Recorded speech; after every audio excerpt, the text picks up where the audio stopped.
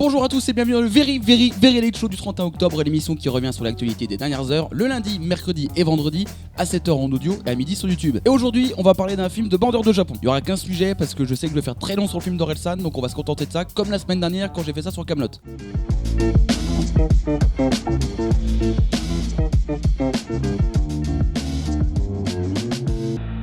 Ce mercredi, c'était le jour d'une des sorties les plus attendues de l'année au cinéma, celle du film Yoroi, réalisé par David Tomaszewski, film qu'il a coécrit avec celui qui a le rôle titre, Orelsan évidemment. Le film raconte l'histoire d'Aurélien, un rappeur à qui tout réussit et qui à un moment donné en a un petit peu marre de la célébrité, des fans, du rap game et du coup décide de tout plaquer pour aller vivre au Japon avec sa femme enceinte. Ils achètent une maison qui retape, ils trouvent une armure très sympathique. Problème, elle se colle à sa peau et il y a des démons qui arrivent. Et ouais, le voyage tourne mal. Avant de vous dire ce que j'ai pensé du film, je vais vous parler de ma relation avec Orelsan, celui que vous voyez sur le meuble derrière moi. Salut Aurel. J'ai découvert Orelsan avec le morceau Sale pute que mon oncle m'a fait découvrir. Et oui, c'est mon oncle qui m'a fait découvrir Sale pute. Il y a quoi maintenant? Et ensuite, comme tous les gens de ma génération, il y a eu le morceau La Terre est ronde qui arrive en 2011 sur le chant des sirènes. Donc là, je me dis, ah bah c'est encore ce type-là, bah c'est vraiment pas mal. Mais la vraie claque, je la prends époque casseur-flotteur en 2015 quand des potes au lycée écoutent Orelsan et que je me dis, ah mais c'est lui. À tel point qu'après, bah, Orelsan est devenu un des artistes les plus importants pour moi, comme tout homme blanc de bientôt 30 ans qui vivait dans une ville moyenne, et j'aimais beaucoup Orelsan. Dites-vous que j'aimais tellement Orelsan que j'ai fait un exposé sur la sortie du film Comment c'est loin en première année de fac, que j'ai fait une parodie de Bloqué en 4e année. Le summum de cette relation avec Orelsan, c'est la sortie de l'album La Fête est finie en 2017, et je me souviendrai toute ma vie de cette première écoute à minuit, et l'enchaînement Paradis, Note pour trop tard, seul, allongé dans mon lit, à minuit 45, avec des larmes qui coulent, et je fais qu'est-ce qui vient de se passer? Et La Fête est finie, dont vous voyez le vinyle derrière moi, est mon album préféré d'Orelsan, mon album de rap français préféré, et il est dans mon top 5 facile, album préféré de tous les temps. Et ensuite, voilà, s'enchaîner, je suis devenu un vrai Orelsan Zouz. Le concert que j'ai vu à l'Altony Garnier pour la sortie de l'épilogue de La Fête est finie est le meilleur concert que j'ai vu de ma vie. J'ai aussi regardé la série Ne montre ça à personne, que j'ai regardé pour arriver à la sortie de Civilisation, que j'ai aimé,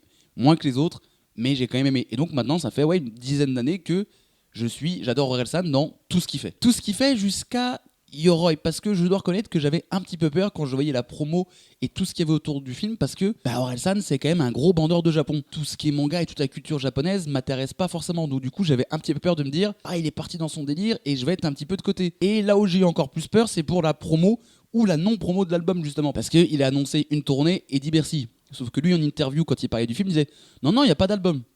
Bah oui Aurélien, oui, tu fais une tournée dans toute la France qui est remplie en 2 heures, t'annonces 10 Bercy juste pour refaire tes anciens morceaux. Alors tu pourrais mais nous prends pas pour des cons. Et donc l'album a été annoncé par une simple vidéo Instagram, et surtout la grosse crainte c'est qu'il n'y avait pas de single avant. La Fête est finie, il démarre avec Basique, bam, un gros banger, ça envoie. Civilisation, il arrive avec L'odeur de l'essence, bam, gros banger, ça envoie. Là pour l'instant on n'en a pas alors que l'album sort dans une semaine. Mais je suis allé voir Yoroi du coup, et je ne serai pas du tout objectif sur ce film. On va commencer par les défauts du film, parce qu'il y en a un petit peu, mais je vais vous le dire, je ne suis pas objectif, donc je vais dire essentiellement du bien de ce film. Je vais faire la propagande à tout le monde, j'ai adoré Yoroi, mais on va quand même commencer par les défauts. C'est parfois un peu banal, un peu plat, un peu cucu dans certains discours que tient Orelsan, que tient sa femme, que tiennent certains personnages. Il y a un combat contre ces démons, mais en fait ces démons, c'est des démons intérieurs, et des fois il y a des phrases un peu bateau. C'est pas très subtil dans les messages et les métaphores que ça veut employer, mais en même temps, c'est pas grave, je rentre dans le jeu parce que vu que c'est bien fait visuellement, tu comprends qu'en fait ils veulent en faire trop,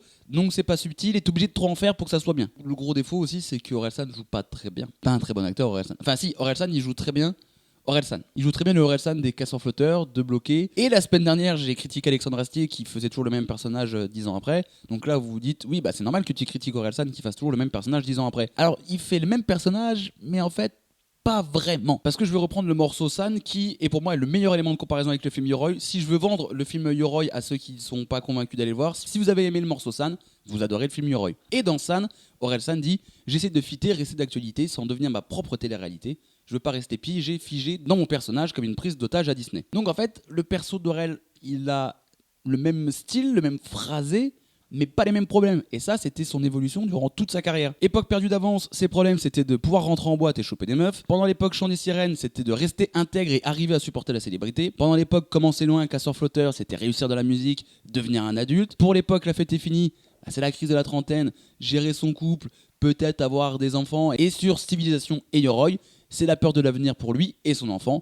Donc la peur de l'avenir, c'est l'écologie, les extrêmes, les problèmes des réseaux sociaux, la montée du fascisme, la montée de la violence. Ça a toujours été un mec paumé qui est perdu parce qu'il a plein de problèmes autour de lui et en lui, mais c'est jamais les mêmes. Du coup, ce qui fait que j'ai pas une sensation de surplace et d'immobilisme. Et peut-être que en défaut, enfin qui est pas vraiment en défaut, mais qui est un constat, c'est est-ce que si t'es pas fan d'Orelsan, tu vas aimer le film? En vrai, tout a été fait pour que ça soit quand même un film intéressant et que ça soit beau. Il y a vraiment des belles scènes de combat et les gros points forts, je vais en parler dans quelques instants. Mais si t'es pas fan d'Orelsan, bah disons que tu vas quand même rater pas mal de trucs. Parce que ça reste quand même un film ego trip. Le personnage s'appelle Aurélien, il y a Ablaye Escret dans son équipe, on voit son frère, on voit Gringe, donc on voit des vraies personnes de l'entourage d'Orelsan. Tout est axé sur sa carrière. Et d'ailleurs, il y a une scène où il se bat avec le méchant du film. Et en fait, ça se passe un peu dans un musée à sa gloire. On voit toutes ses victoires de la musique, on voit toutes ses certifications, ses disques d'or, ses disques de platine, qu'on voit tous ses vinyles, tous ses CD, tous ses produits dérivés. C'est là que tu te rends compte que en 15 ans, maintenant, il a quand même fait pas mal de choses, Aurel. Mais oui, je sais pas à quel point, si t'es pas fan d'Aurel, tu peux kiffer. Sachant que dans la salle, je l'ai vu, on était 6. Bon, après, j'y suis allé un jeudi à 11h. Il y avait donc moi, tout seul. C'est pas triste, arrêtez. Il y avait une grand-mère, une mère et la fille. Je pense que c'est la fille qui les a amenés parce qu'elle voulait voir Orelsan. Et il y avait un petit couple de retraités. Et je suis pas sûr que le couple de retraités soit fan d'Orelsan. Peut-être que je me trompe. Et je me demande si eux, ils ont kiffé. Surtout qu'en plus, au-delà de pas forcément être fan d'Orelsan, à mon avis, c'est pas la génération qui va être la plus enclin à kiffer un film où un mec se bat au Japon avec des démons. Point positif, ce qu'on va passer, il y a beaucoup de points positifs. J'ai adoré ce film, j'ai mis 4,5 sur 5 sur Letterboxd et je me suis retenu de pas mettre 5. Je ne serai pas objectif, c'est un classique. Orelsan est le GOAT des blancs, pas le GOAT des rappeurs blancs, le GOAT des hommes blancs en France. Il y a lui et Alain Chabat. Mais du coup, en point positif, c'est que si t'es fan d'Orelsan, tu vas kiffer.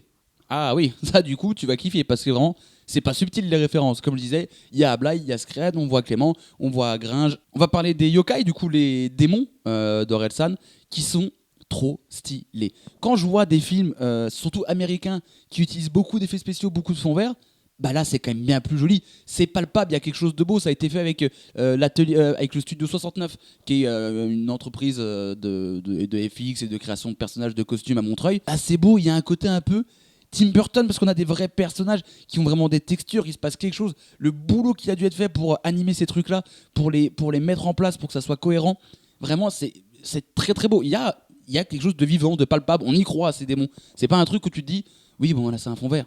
Oui, c'est un truc créé sur ordinateur. Non, là, c'est des vrais personnages qui sont vraiment là. T'as un personnage qui est tout mou, qui dégouline. T'as un truc qui ressemble un peu à une couille. Je sais pas comment dire autrement, il ressemble à une couille. Et il y a ce truc qui est un peu un humanoïde bizarre, qui est toujours en arrière, qui a la voix d'Orelsan. Et celui qui ressemble à une couille a la voix d'Emmanuel Curtil, qui est un doubleur émérite qu'on a vu beaucoup de fois, notamment dans Les Simpsons. Donc j'étais très content d'entendre sa voix, parce qu'il va parfaitement pour le yokai qu'il interprète. Je parle de Tim Burton, surtout dans une scène où Orelsan va voir un arbre qui peut résoudre ses problèmes. Et là, vraiment, dans cette scène, il y a du Tim Burton, parce qu'il y a le yokai en forme de couille.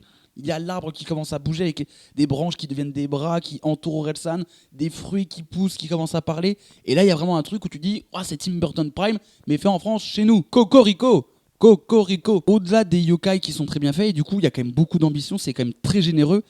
Et ça donne beaucoup. En fait, c'est des mecs qui ont vraiment beaucoup d'envie. Leur référence c'était notamment Max et les Maximons. Et ça se voit, il y a une esthétique un petit peu comme ça. Pas science-fiction, c'est pas du combat, même si les scènes de combat sont vraiment très bien. Et tu vois que Aurel et Clara Choi ont vraiment bossé là-dessus. Là, qu'est-ce que ça regorge d'envie et d'idées. Et les mecs ont vraiment envie de faire un film. Ils ont vraiment envie de faire un vrai délire, un vrai spectacle, un vrai divertissement. Il y a tellement d'idées de réalisation, de mise en scène que du coup, oui, j'ai dit, c'est pas forcément subtil, c'est parfois un petit peu grossier. Je vais faire un parallèle, toute proportion gardée, avec L'amour ouf. Si vous me suivez depuis un moment, vous savez l'amour que je porte à L'amour ouf. Et ben l'amour ouf, ça déborde d'idées, ça déborde d'envie, de réalisation, de mise en scène, de plans, de cadrage. C'est un peu moins démesuré du côté de Yoroi, mais pareil, ça propose tellement de choses, tellement d'idées de mise en scène, de réal, pour te faire passer du monde du rêve à la réalité, au cauchemar. Non, ça, en fait, c'est très ambitieux.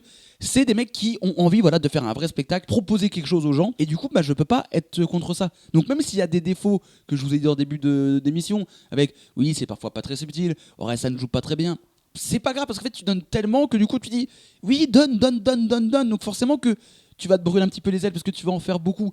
Mais c'est tellement bien que je vais pas te juger. Dans le film on retrouve une énergie de la période chant des sirènes où vraiment beaucoup de choses, beaucoup de revendications, il se passe vraiment beaucoup de choses, beaucoup d'actions avec une esthétique visuelle de La Fête est finie. Évidemment que ça va être bien puisqu'il prend ses 2 meilleurs albums et qu'il prend le meilleur des deux. Évidemment que ça va être génial. Quand je voyais que c'était dans le top 20 des plus gros budgets de l'année, je me suis dit oh là là, Qu'est-ce que c'est? Juste parce qu'ils sont allés au Japon? Non, pas juste parce qu'ils sont allés au Japon. Parce que vraiment, ils ont des ambitions et le résultat est à la hauteur de leurs ambitions.